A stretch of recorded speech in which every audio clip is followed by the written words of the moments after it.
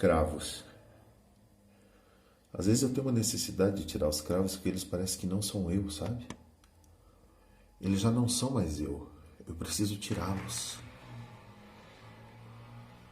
Parece que eu vivo uma vida constante de guerra entre ser e não ser, né?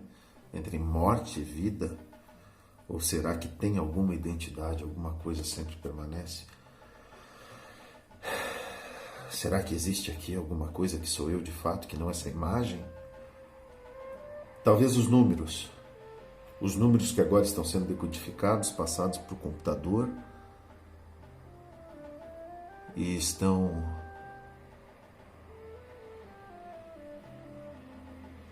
compondo essa realidade feia. Será que existe o feio? Será que não é uma questão de perspectiva? Será que ficando mais longe não é mais palatável? Deixa eu esconder o feio lá de trás que está feio. Uma mancha feia num local feio que eu estou pintando. Cara, de onde é que vêm as coisas? De onde é que eu venho? Qual o início das coisas? Qual a arqué da physis? Para onde que nós vamos ter que olhar para tentar entender o que isso significa? Não sei. Não sei do que esses pré-socráticos pensaram. Sei que às vezes é preciso mudar um pouco o ângulo, o ponto de vista, talvez. Começar a olhar para as coisas que pareciam tão normais. Um dia enxergar a luz como Platão propõe. Mas meus olhos não podem. Mas as ferramentas que eu criei podem mais que os meus olhos. As ferramentas talvez tenham sido criadas pelas ideias, não? E aquilo que é natural? Qual a diferença da consciência entre eu e a floresta? O que eu consigo olhar para a minha realidade, problematizar, sistematizar, compreender, ter uma visão analítica, dividir, tipificar, classificar. Estes seres que parecem que crescem aleatoriamente, eu, ser humano, sou capaz de olhar e enxergar uma ordem. Uma ordem. Talvez a minha diferença com eles, porque por maior que sejam essas árvores, elas também têm um fim.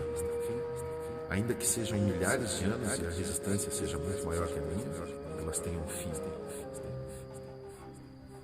Talvez a minha diferença delas seja a única coisa, a ideia, a consciência. Tipificar, classificar para entender. Visão analítica, sistemática, estoica, para não me deixar afetar pelas paixões.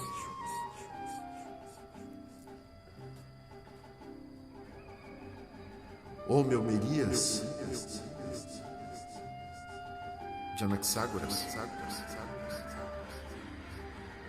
sementes de tudo,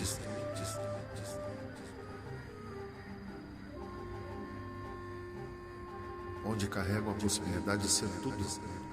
Talvez os átomos de Leucipo e Demócrito, os atomistas, talvez o Deus Sol dos Incas, do Dies Solis greco-romano. Qual é a ordem? E de onde vêm as coisas? É a pergunta dos pré-socráticos. E o que somos? É a pergunta de Platão, Sócrates e Aristóteles. E é a sua pergunta. É a minha pergunta. O que somos? De onde viemos? Para onde vamos? Como devemos agir?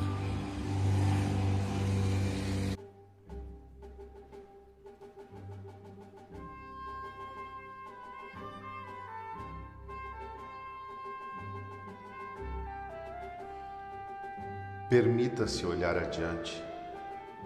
Não tire o encantamento da realidade que existe por natureza.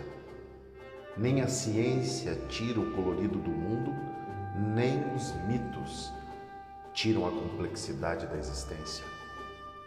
Esses homens, as maiores mentes da humanidade, olharam para um mundo que você pode olhar.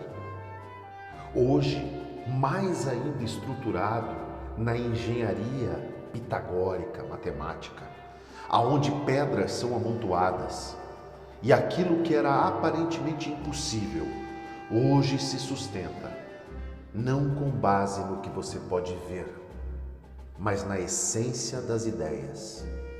A cidade, distante, gigantesca, que muda a paisagem, talvez embeleze, de acordo com a perspectiva, se altera a todo instante, assim como o eterno devir de Heráclito, e nenhuma paisagem será idêntica à outra, porque o homem está a todo instante se transformando e transformando o mundo no qual ele vive, por meio da sua arte, a ideia, por meio da arte do disfarce, segundo Nietzsche, mas ainda nos pré-socráticos, tudo formado por elementos necessários, por elementos fundamentais.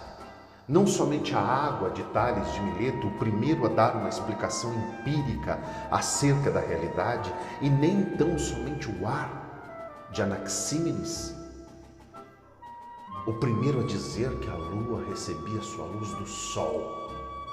Não somente o ar, ele que propunha que nós fechássemos a boca e soprássemos para que produzíssemos o frio e depois, com a boca mais aberta, soprássemos e percebêssemos que o ar era o fundamento tanto do calor quanto do frio. Não somente esses elementos como terra e fogo, fogo de Heráclito, terra de Xenófanes, aquele que diz que nós criamos os nossos deuses, a nossa imagem e semelhança, homem que veio antes do cristianismo, antes do islamismo, que vivia ainda o deus Hélios, que olhava para essa realidade encantada grega e disse: os deuses de vocês são muito pequenos, porque imitam seres imperfeitos que são vocês mesmos. E se pudessem então os leões conversar com os leões, criariam deuses leões. E se as árvores pudessem conversar com as árvores, muito provavelmente diriam que as árvores é que são as deuses dessa natureza. Ou se então que Deus se manifesta por meio dessas árvores.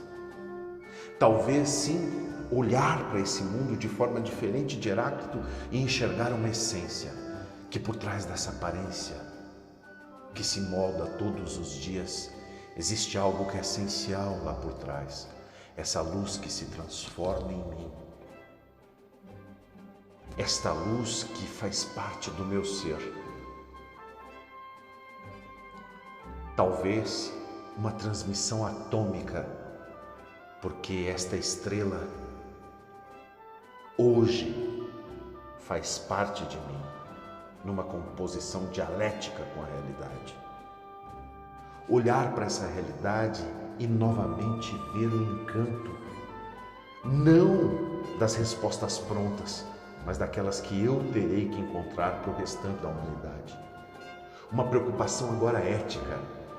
Os pré-socráticos, homens geniais, pensando que, como Anaxágoras, que as sementes que carregavam sementes de tudo poderiam explicar o ser, e de repente Sócrates, Platão e Aristóteles começam a perguntar o que nós somos e não mais de onde nós viemos, como devemos agir, o que fazer para cuidar deste patrimônio que foi nos deixado.